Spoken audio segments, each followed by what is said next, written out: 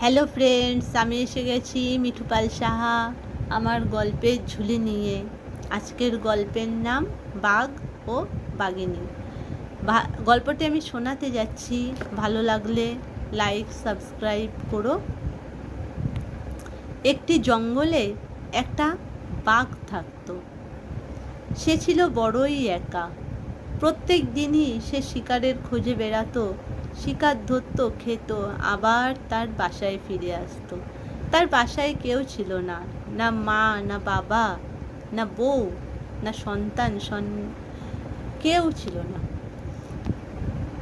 বড়ই একা একা জঙ্গলে সে ঘুরে বেড়াতো। হঠাৎ সেই জঙ্গলে একদিন এক বাঘিনী এলো। খুব সুন্দর দেখতে বাঘিনীকে। বাঘের নজর সেই বাঘিনীর উপর পড়ল। বাঘ সেই বাঘিনীকে প্রপোজ করল। প্রপোজার পেয়ে বাঘিনী তো ভীষণ খুশি যে না, এত সুন্দর দেখতে, এত বলিষ্ঠ একটি বাঘ আমাকে প্রপোজ করেছে। বাঘিনী তো সঙ্গে সঙ্গে রাজি হয়ে গেল।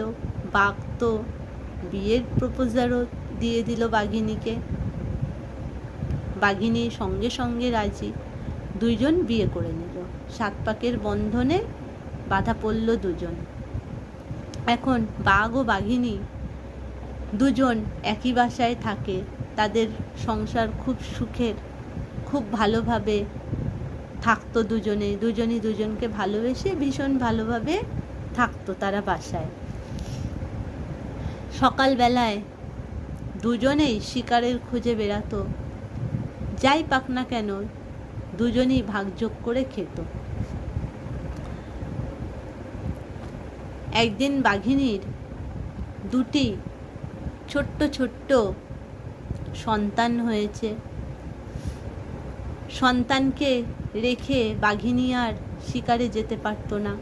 তখন বাঘিনী বাসাতেই থাকতো। বাঘই যেত শিকারে। শিকার ধরে এনে যা পেত দুজনে ভাগযোগ করে খেত। একদিন হঠাৎ বাঘিনী অসুস্থ হয়ে পড়ল। বাঘ তো জানতেও পারল না। বাঘিনী কি করলো?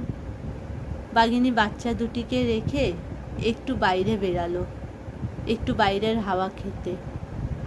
মনে হচ্ছে যেন বাঘিনীর দম নিঃশ্বাস সব আটকে যাচ্ছে। তখন বাঘিনী আবার বাসায় ফিরে গেল। বাসায় গিয়ে